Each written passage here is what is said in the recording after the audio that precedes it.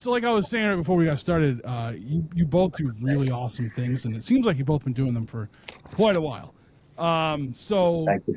I want to be able to give you guys my full attention on each zine at a later date. But we're going to touch on them when we talk about everything going on. Holly and Chris, welcome. Holly, welcome back, and Chris, welcome. Thank you. Thanks, John. Yeah, of course. I was, this came about. Holly, you and I were chatting after the Trouble Bound episode, and this is the result of that. So, I hope you guys liked the episode. It came out this past week. So Yes, thank you. Yeah, It of turned out course. really well. Of course. I started a new job this past week, so like, it was very chaotic for me to try to, because I went from a crazy overnight schedule to leaving my house at 5 a.m. to go to this new job. So it's wow. been it was a wild. It was a wild week, we'll say. A lot of not a lot of sleep and a whole lot of I don't know, just trying to make it through the week. Thanks for making time for us. Oh, of course. You guys might be my last weekend guest, unless like no one can do a weekday or something. I don't know. I gotta try to, because I gotta focus on like editing, and I do a lot of things. But like what you guys do a ton of things, and so I'm gonna be taking notes throughout this episode, okay, to learn how to better manage everything I do, because like I want to say we're at like 4 times a week I have like a meltdown about everything. so yeah, but we'll get there.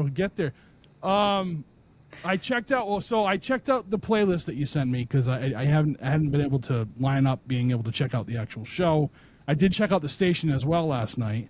So let me try to see if I got this right. So WXAX is a punk metal rock station that's on Live 365, and Bring the Noise is a show that you guys host twice a week, once a week. Correct.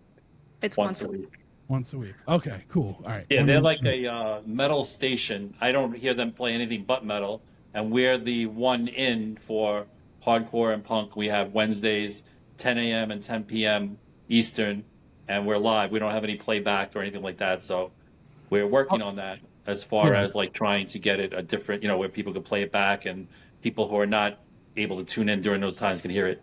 There's a few shows that I've listened to, and like I ask about that, like if they're an archive, and it's like I think you got to kind of jump through some loopholes to get an archive of that, right?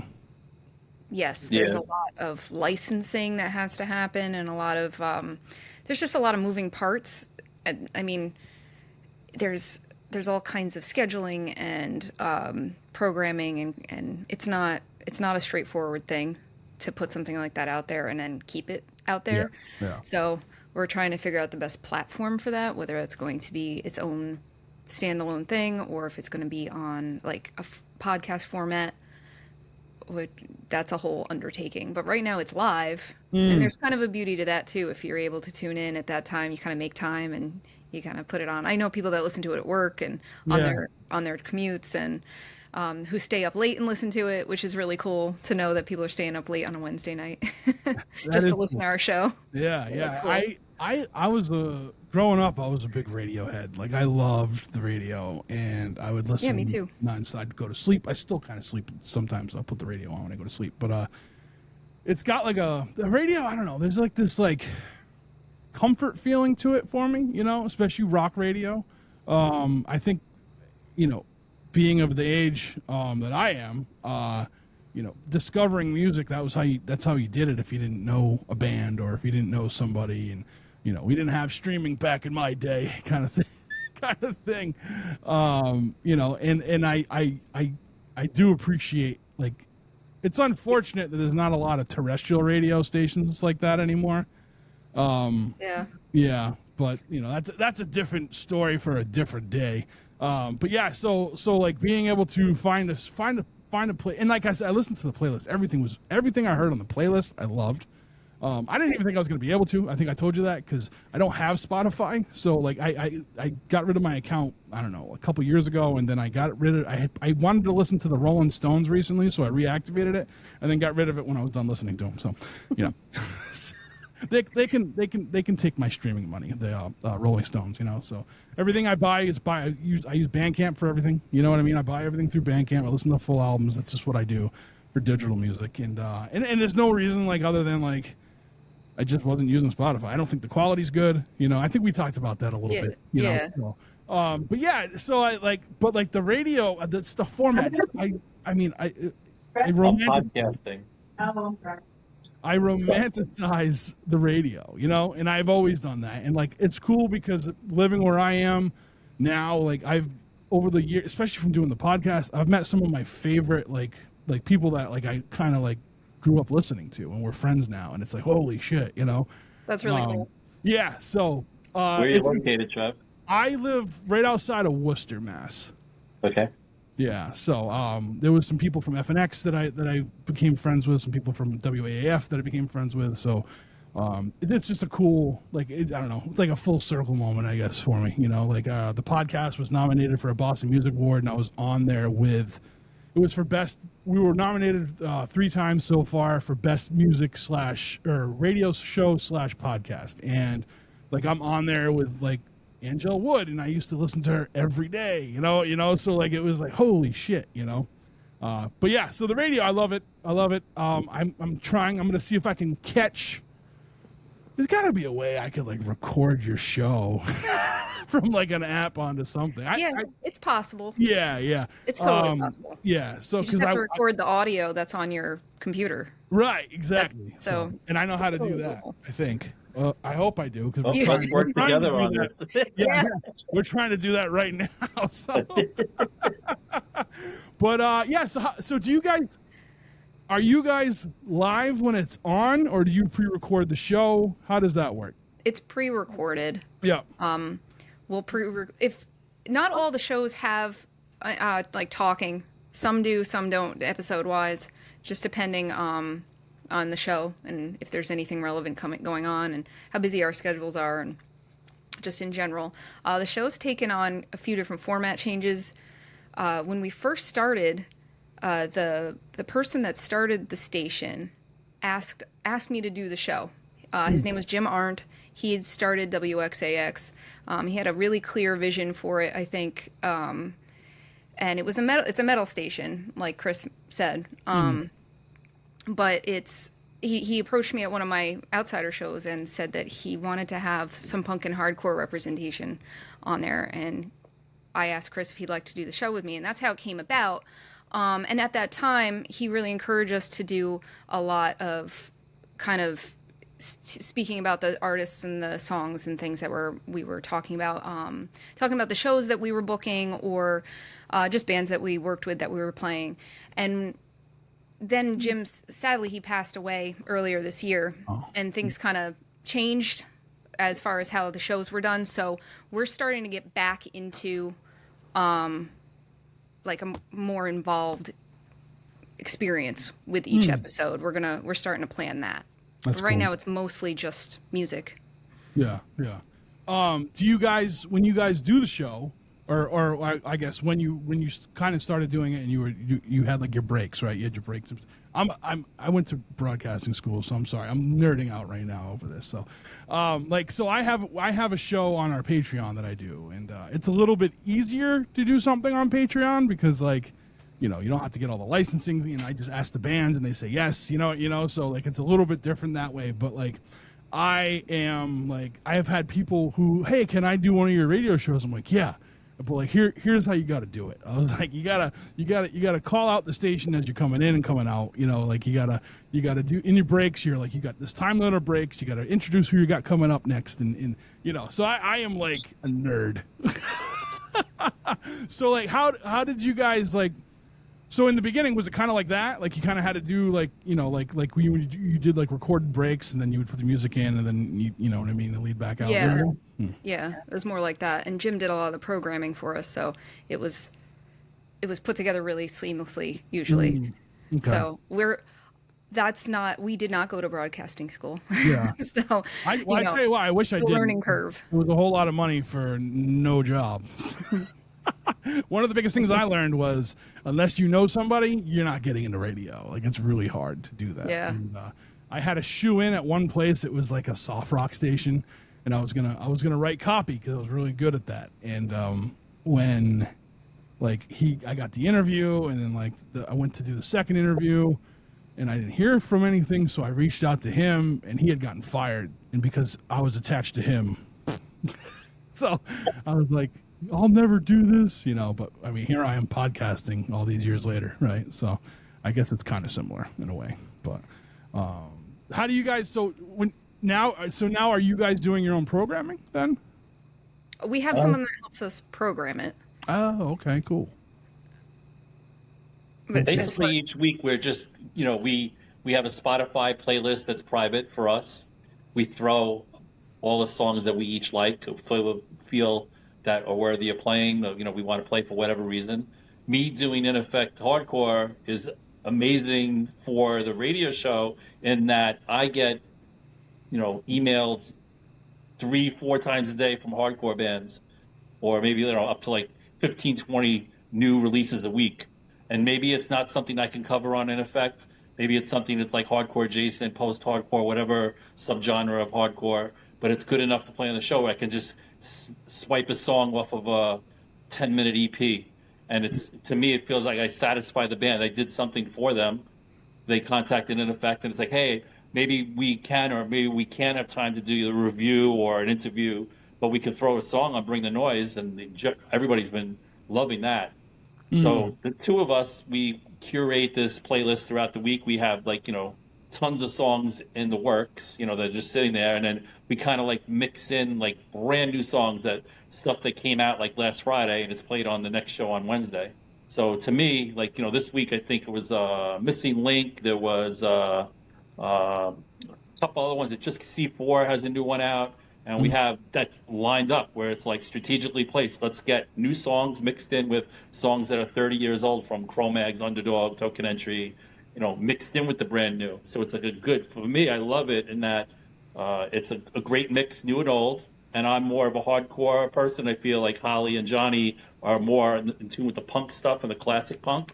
And us, I feel like coming together, it's a great, almost like a perfect storm of our brains and what we like and how we curate it comes out cool. And Holly does a good job of mixing in a little hardcore, old hardcore, new punk, old punk. And you said you liked it, so I assume we're doing something good. Oh yeah, because I'm all over the map, and I'll listen. So I'm sitting there and I'm listening to it. And my cousin I have a cousin. I have many cousins, but one of my cousins from Maine was down yesterday for the Hardcore and Metal Fest in Worcester, and well, that's a fun time.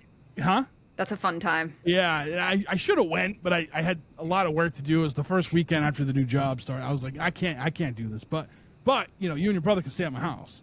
So when they showed up, it was a little while after you had sent me the playlist. So I was listening to it, and some of the songs, because they're real thrash. These guys are really they like metal. They like hardcore, power violence. So some of the stuff that came up, they're like, ooh, who is that?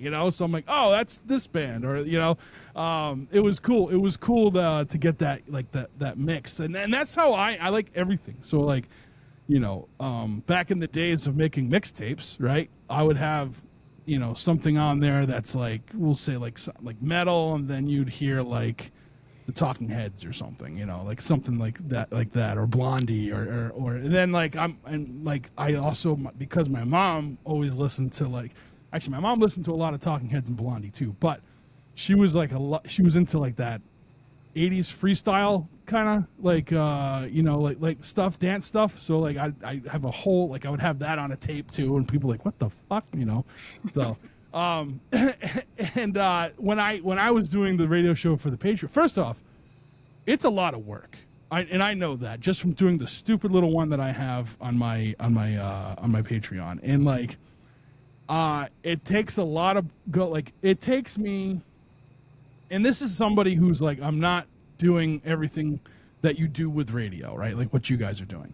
So it would take me a good 2 hours to make a playlist for it, and like how I'm going to structure each break and how I'm going to structure each block of music, and and then I go on Bandcamp and I buy it all, and I'm like, shit, man, I'm it's cool that I have over 900 titles in my Bandcamp thing, but I'm going broke. I had to slow it down a little bit, So like when you guys getting into this, so now it's basically your show. Like you guys like you have someone that's helping you with the programming, but like you're kind of out there getting your own thing, or getting it from these bands that reach out to your respected zines or whatever, right? Yeah, Yes. bands that I book on my shows, I try to highlight. So that kind of, if I have a show coming up, which I do pretty much every month, sometimes multiple shows that I book, I'll try to, not all the bands fit into the punk and hardcore, not everything's appropriate for the show, is what I'm trying to say. But I try to, if the band's music is appropriate, I try to at least highlight them for the time leading up to it. I try to make sure that if there's a band, like Outsider only prints twice a year. So there's all that time in between that, like Chris said, you can't highlight everybody. You can't help everybody on your publication. So the in between, I can help bands by playing their stuff on the show. Yeah. And that's available anywhere that people can listen online. So if you have access to the internet, you have access to listen to that, which I think is pretty cool. I see bands when they're getting put on like an internet radio, they get pumped. Like they promote the hell out of it too. So that's awesome. Like it's because I mean, like that was the thing, right? Back in the day, you wanted to be on the radio. You wanted to hear your song on the radio, or in like, I don't think we could talk about the music industry and how it just ruined everything from radio to just how musicians are paid. But let's keep positive. So like having the internet radio thing, I think is a huge plus nowadays. And there's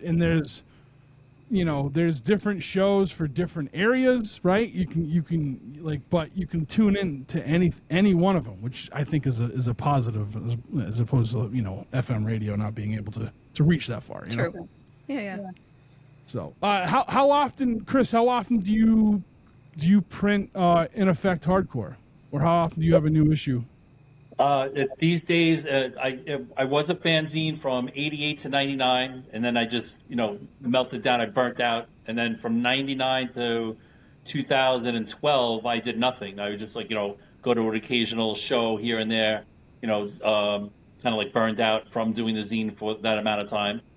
So 2012 to today, I've been a website only, online only, nothing to sell. There was so much less pressure, and it's been so much more fun. In turn, has made me have more longevity, not getting burnt out from not having anything to sell. All I have is stickers. I hand out stickers like they're business cards, and and that's basically all. I'm not selling anything. I'm here. You want to check out the website? You want to check out the Instagram, Facebook page? Great.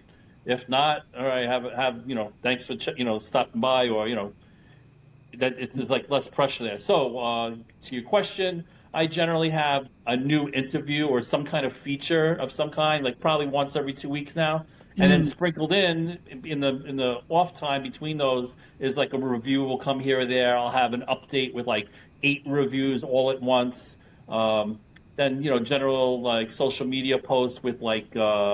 Little news bits where so-and-so band has a new record coming out. Here's the song. And then I'll make it into an Instagram story. And those are kind of like my news section is transformed into Instagram story posts. And it's doing pretty good so far. But, once every 2 weeks or so, you should expect an update from NFX. Now, Holly, with the website, with Outsider Magazine website, is that just like a landing page for everything, or do you put up articles on there too, or? It's just like a resource for back issues and upcoming shows, and you can get to In Effect website from there, and to find Bring the Noise. I don't have an interactive website, kind of on purpose. Right. I've toyed with it in the past. We've had versions of the website that have online only content, but I'm not interested in that. Chris is killing that game anyway. So yeah, that's awesome. And you put out, you said 2 issues a year of. Yes. Has it always been 2 issues a year? Sometimes it was more. Sometimes we did 3. You put a lot into it. It'd be cool. It's beautiful. By the way, it's a beautiful spread. Thank you. You know, you sent me so, like, I feel like I owe you money because you sent me like a bunch of.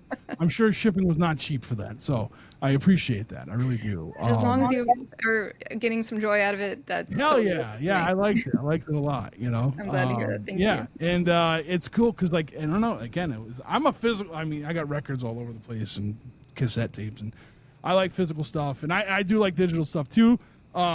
We have a website. The podcast has a website, and eventually we'll be going into some kind of like article thing. I don't know. I was like, people who approach me about it, I'm like, you guys handle it. I'll give you access, but I said my only rule is you just stay consistent. I was like, that's the only thing. Like, I want some kind of like structured on how you guys write the thing and like stay consistent. And I'm like, you can have free reacts because like I did this whole thing. Like I think I talk about community a lot and like how, you know, like this community stretches across the country, across the world with punk rock. And I'm like, you know, and I don't necessarily like, I don't just stay in that punk rock world, but like just music in general and art and everything. Like so I'm always like, yeah, I'm willing to hear anybody out if they want to do something like a show and have it on the podcast channel. That's fine, you know. And like I had one that was like it was called the Underground Noise, and it was like an MTV News thing I wanted to do. And it took a lot of work. It took way more work than way more than just recording a conversation that I'm having. So I was like, I can't do this. I can't keep up on it. And then someone said, hey, what happened to that? And I was like, well, you know, it's kind of like, I just don't have the time. And they're like, can I do it? I'm like, yeah, I'll post them on the channel. It's yours, you know? And he's really turned it into his own. And he's got like he'll have mini interviews, like more like junket kind of interviews with people about a release or something, you know? So it's cool to see this thing grow, right? And I think I was planning, I was talking with a bunch of people. We were like kind of planning an internet radio kind of thing.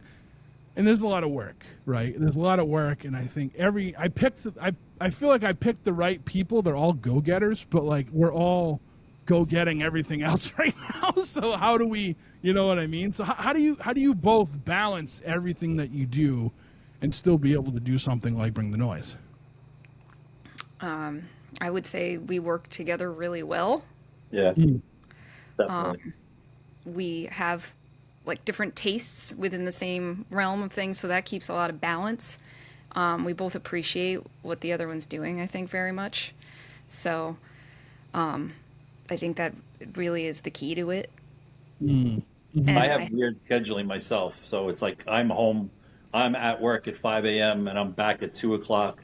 And in general, I have like a sweet spot where I can get an hour, 2 hours in a day if needed. And at work, sometimes my breaks can be very short, and then other times where it could be longer, where I can steal time, so to speak, on break, where I could have time to put my earbuds in, listen to new releases, do a review, write an interview, you know, draft out a list of questions. Mm-hmm. So I have like, it changes a lot. And there's times where I can be very creative with not even at home. And then I have the extra time at home. But so I'm kind of lucky with what I do and able to kind of like steal time sometimes to get creative. Yeah. And when you mix it with like our personalities, we're both the type of personality that like you just described, like you want the go-getters. It's like me and her, like completely like that type of personality.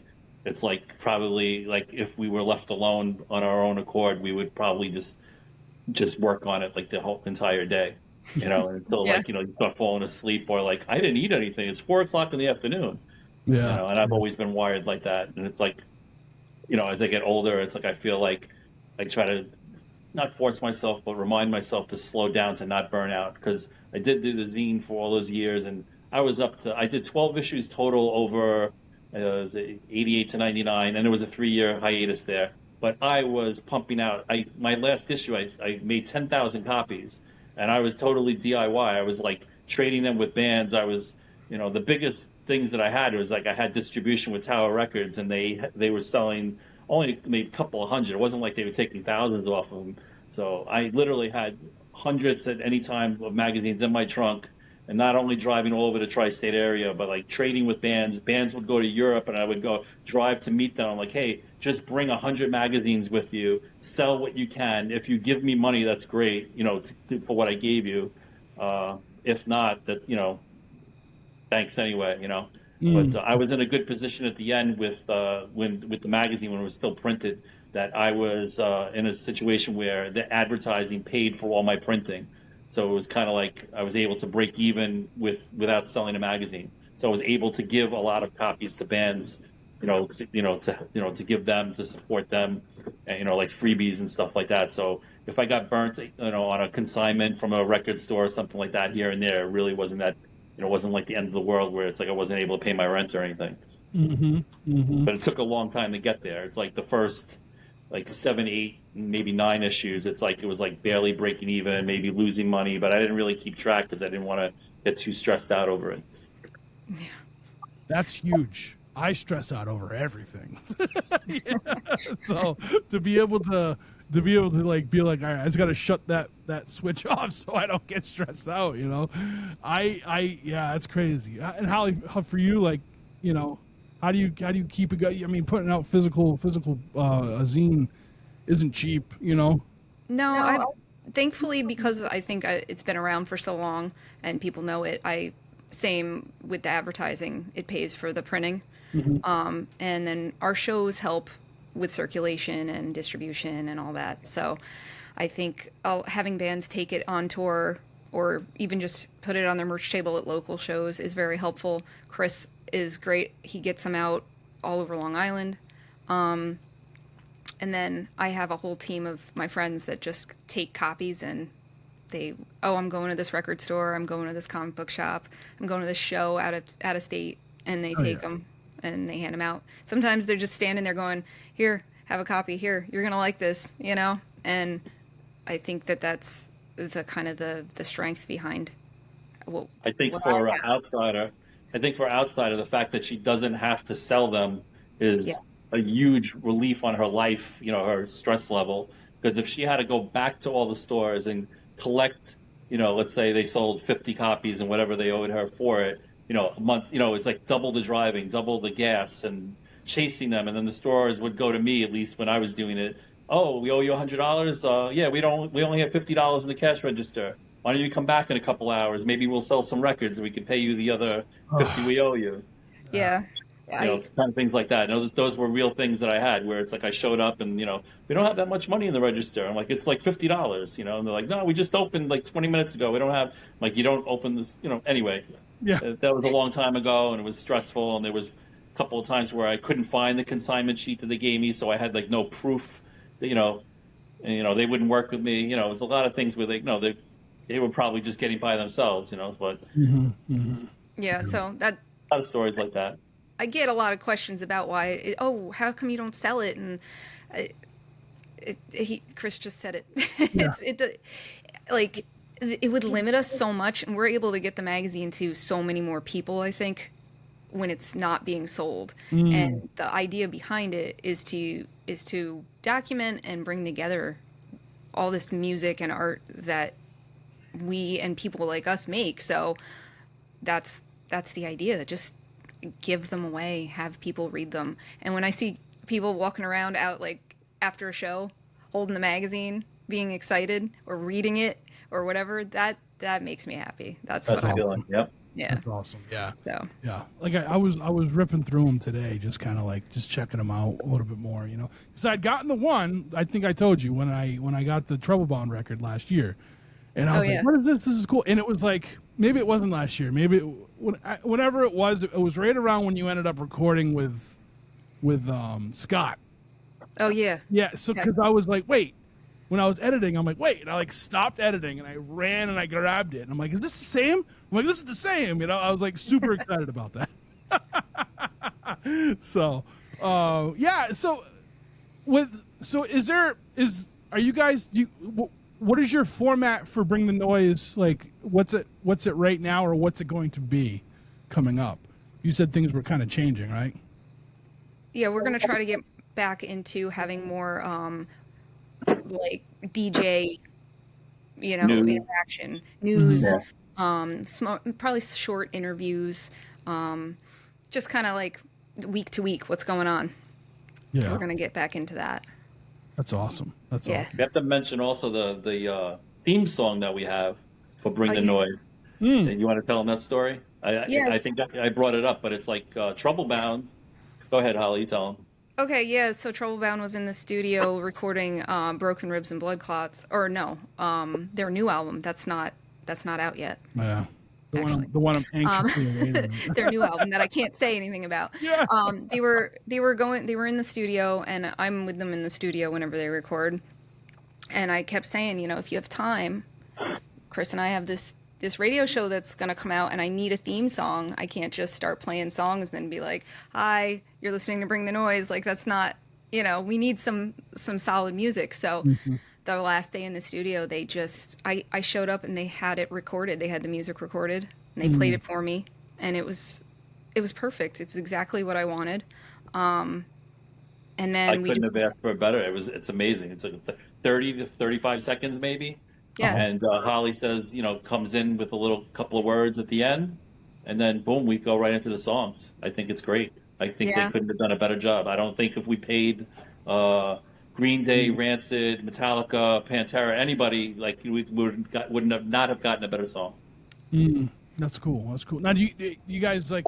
So again, I'm kind of a radio nerd, right? So like, will you have like a band that you're gonna feature? Like, will we have them record a little spot for you guys? Like, this is blah blah blah, and you're listening to Bring the Noise on WXAX or stuff like that. You guys do that? I hope so. Yeah, we haven't done that yet, but yeah, we hope to do that. And if we ever got archived, or we're working towards being archived, we would want to have them played. And like right now, we look at certain stores. Like a lot of record stores are not open at 10 a.m. Eastern, and they're not open again at 10 p.m.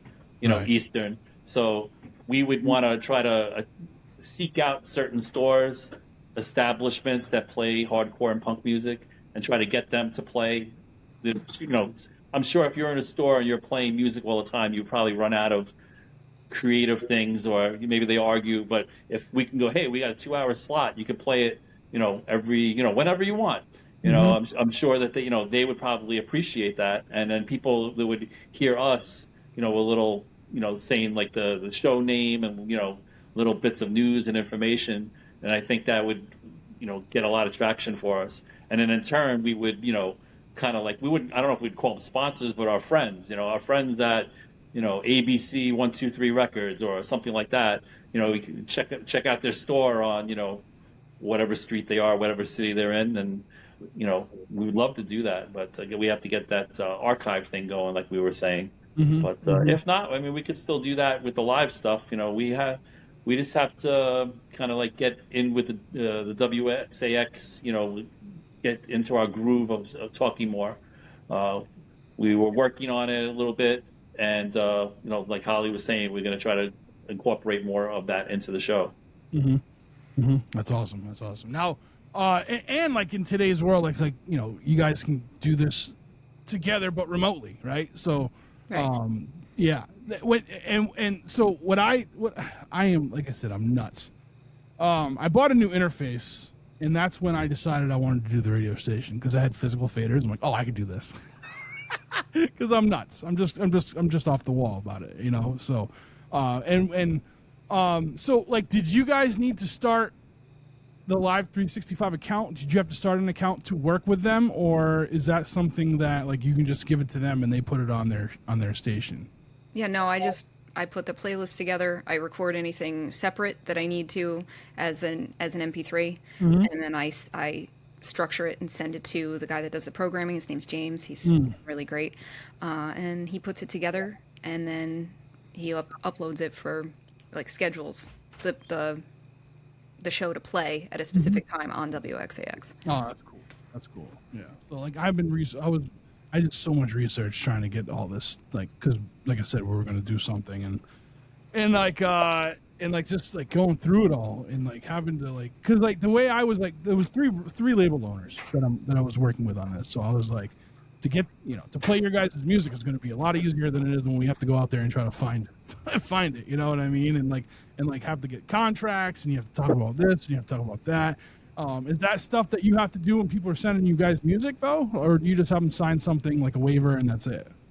At this point, no. Right now, if it's not on streaming already, which means it's licensed to be played, in that way, we just have received it from the band. or we've purchased it, like you said, on Bandcamp. Sometimes I purchase a track or whatever that I don't have access to. So it's all covered under the radio station. Yeah, that's cool. That's the cool. great thing about being part like of a show on an actual radio station. Right. Is it's under that umbrella. Mm-hmm. Whereas when that's why we need to make sure when we choose the right way of archiving that's all taken care of as well. Oh yeah. It's got to be able to fit it all. I don't even like. So I mean, I know someone who has an internet show, and they do have an archive, but they have to host it through their website. Like you can't find it on Spotify or Apple or anything like that. You know what I mean? Like you have to go through their website to listen to the archive, which I don't see a big problem with. I know in today's world, instant gratification world that we live in, like everyone just wants to be able to go to one place and just listen to everything, you know, but Right. That's why Spotify is so popular. yeah, you know, so, and God, it doesn't even sound good. I don't know. It doesn't even sound good. I don't like Spotify. They don't sound good. I don't know. That's just my own thought. So like what doing a radio show for you guys, like were you guys big fans of the radio and everything? Like tell me about that. Tell me about like what your influences were for like listening to the radio, because they do influence us, right? Like I remember listening to a DJ and just being like, whatever this guy said, like yeah, you know, today I probably don't agree with him, but at the time, like, you know what I mean? Like what was the radio to you both growing up?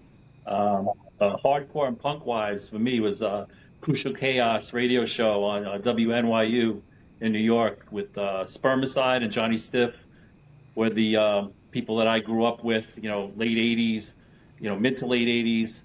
They were on, I forgot what day of the week. They were 9 to 10:30. They played hardcore and punk from 9 to 10. They were live. And you would sit there, you would get your boombox out, your radio of some kind, and record it, because 10 to 10:30, they always had a live band. And there was always a thing with, you know, it was always like Murphy's Law would be on there. Like Super Touch was my favorite set ever, because Super Touch was the band that didn't have recorded stuff out, ton of recorded stuff. And this particular live set that they did on WNYU was amazing. Some a record label eventually pressed it onto a 12-inch vinyl release. But that it was an absolute huge influence on me as far as a kid finding hardcore punk and not knowing about it, or not knowing a lot, or just finding it. They played all different kinds of music. They had live bands. They would talk about this show is coming up at CBGB's, and you know, and it was like kind of like without the internet, like you needed stuff like that to tell you. And it's not just me. It's like there are tons of other people that had similar stories about that radio station. And then as I got deeper into the music scene and my friends were in bands and stuff like that, I started going to WNYU to watch my friends' bands play. And that became a whole other thing, because they only left the bands up. And they were like, you know, students going in like a main, you know, entrance, security guards trying to stop you if you weren't in the band. And it became this whole cat and mouse game. It was amazing stories with, you know, I remember I used to say I would dress collegiate. And I would go down there with like a collared shirt and like my backpack, and, you know, not wear any band shirt. And there were many stories with like people running to the elevator bank and trying to beat the security guard, because once you got in the elevator, you were pretty much in the building. And there's all these crazy stories from that. So on top of it being a great show, it was very influential to me. It was also eventually finding out and going there, physically going there and having all these great stories. And a lot of people loved going there, loved the station, and all the influence that it had on us. And before, I don't sleep on Cousin Joe from the Black and Blue crew, had the East Village radio show that came about. I found it in around 2012 when I started doing the In Effect website, and I would tune into that every week also. And they were a really good show to listen to. They mixed it up. They would play, you know, Cro-Mags to Ignite to Agent Orange to Dead Kennedys. They mixed it up really good. So I think those two shows were stuff that influenced me. And it's like when I look at this show and how I would like it to be, and you know, when Holly likes more of the punk stuff and me like more of the hardcore stuff, I think we kind of have the blueprint that is similar to those two shows that I mentioned. Right on. Black and Blue Radio Takeover was the name of the show on East Village Radio. That was it was good times listening to that. That's awesome. What about for you, Holly? I just grew up listening to the radio all the time. I made mixtapes all the local stations, and I'd flip back and forth. You'd have all the little presets on the stereo, you know, for each station in my car. I even listened to AM radio when I got my first car. It just had a tape deck and AM FM radio, so that's all I listened to. And I would switch back and forth, and I thought it was a lot of fun to hear the difference in quality between the two kinds of, you know, broadcasting. And I really liked a lot of oldies as well. And then I got into a lot of the college stations. I really liked Seton Hall radio, you know, all that metal and hardcore they used to play. And then I think I even went back to it. I didn't like my phone being my alarm clock anymore recently. Oh, And so I really? dug, Okay. yeah, I don't like it. I don't It either. makes me like angry to wake up to the phone Yeah. waking me up.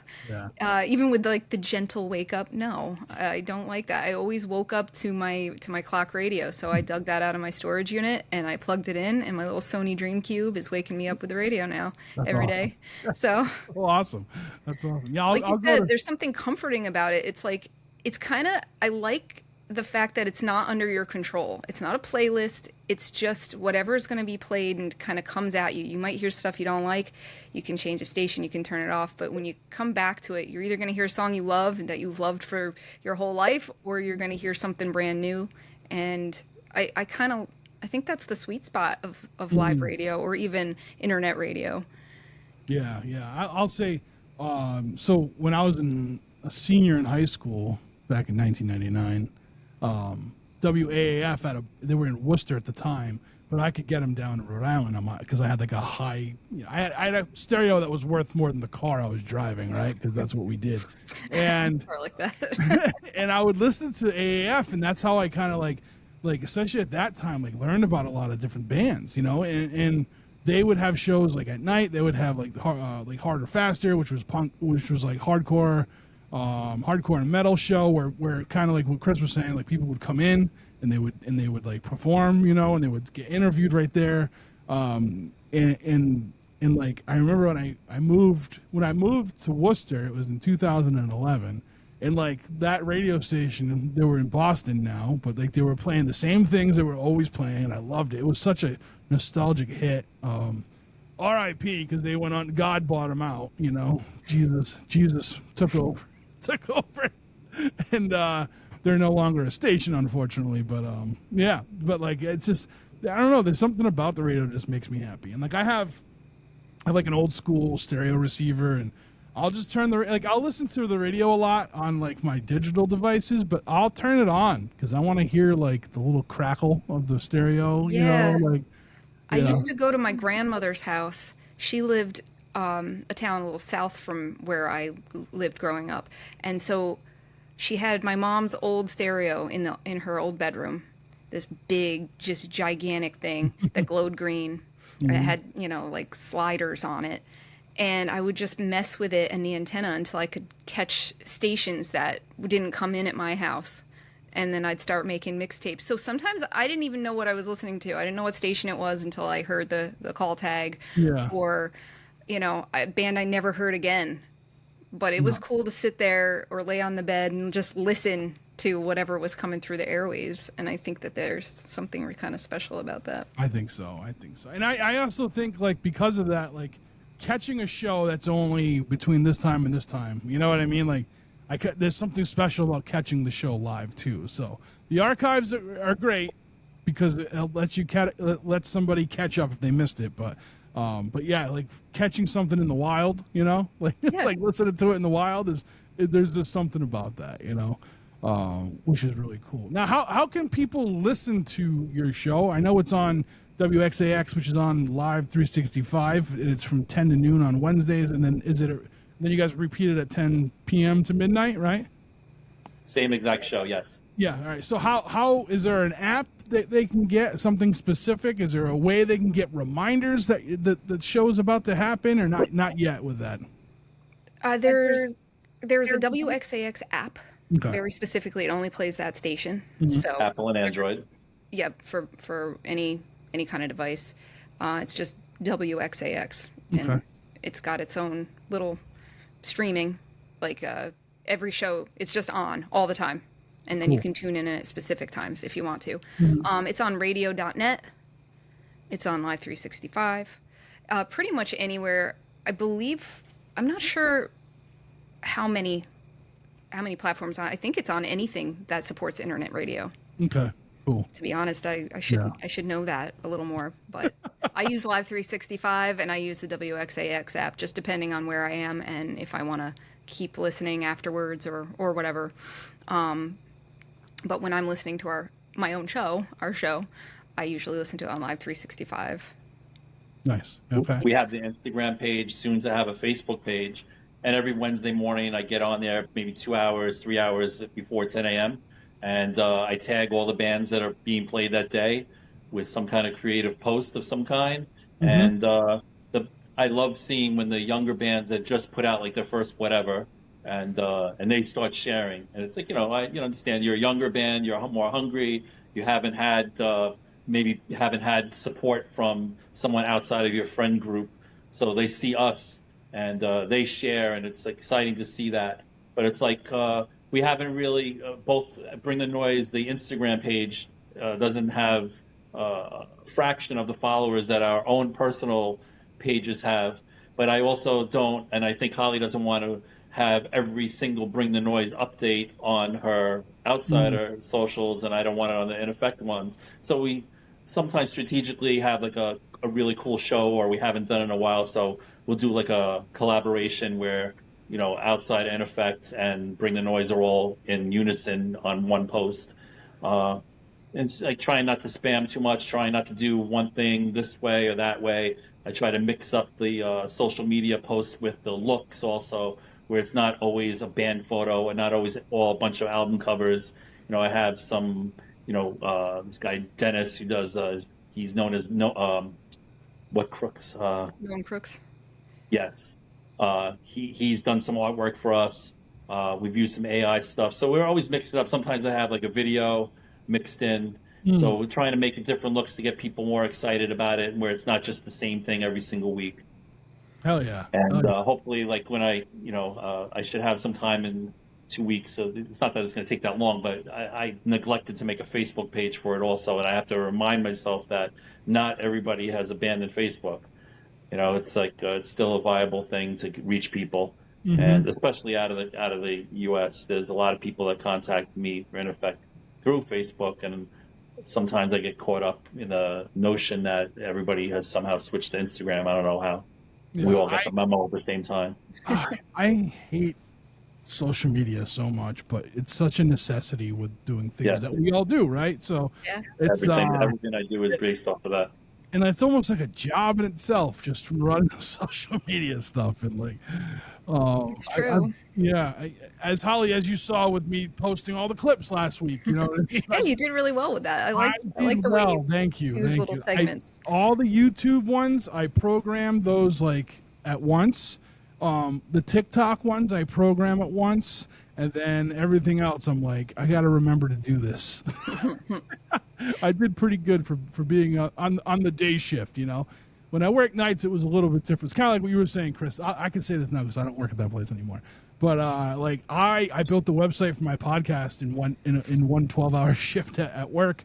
I've finished like writing projects at work because when it's low and it's 3 a.m, how else you gonna stay awake? You just gotta work on your own stuff. You know what I mean? So, yeah. But with the new job, it's gonna be a little bit different. But I have time at night to do everything, and that's what we're gonna be doing now. So, it's it's just trying to get back into the sleep thing. The sleep killing me. Like, But yeah, to answer your question, if you want a reminder, just follow the Instagram page, which is Bring the Noise Radio. all That's right. the actual handle for that. And if you follow Outsider Magazine, you follow In Effect Hardcore, we're going to remind you that the show's coming on. So if Awesome. you're on there, everybody's who's on there is on there pretty regularly. So, Yeah. and we That's post the awesome. links too. So if you're following the stories, you can usually just click through. And if you have the app or if you're on the desktop, you can follow the link to the streaming. Now, this is just from my experience of with the two of you and knowing that you guys are both go-getters and you do a lot and you can't stop, right? You're always going to do all that you can do to support art and your own art and everyone else's art too. Is there a down the road you guys going to start your own station? we're already like taxed as far as like our time and everything like that. I think we might have mentioned that to each other with like, maybe when there was a big lotto or lottery jackpot at some point, maybe we discussed that or joked around like, haha, we could have our own radio show and our own hardcore stadium and our, all these other pie in the sky type of thoughts and ideas. But who knows, Yeah. Well, thank you both for doing this. Thanks for coming on and talking with me. Holly, it was Thanks, good to Rob. speak with you. And Thank you. yeah, I would love to have you both on. We could talk about your zines too, and we dig into them, right? That'd be great. Really dig into them. So, I know I'm going to try my hardest on Wednesday to make sure I'm not somewhere where I can't have my headphones in, so I can listen to Bring the Noise.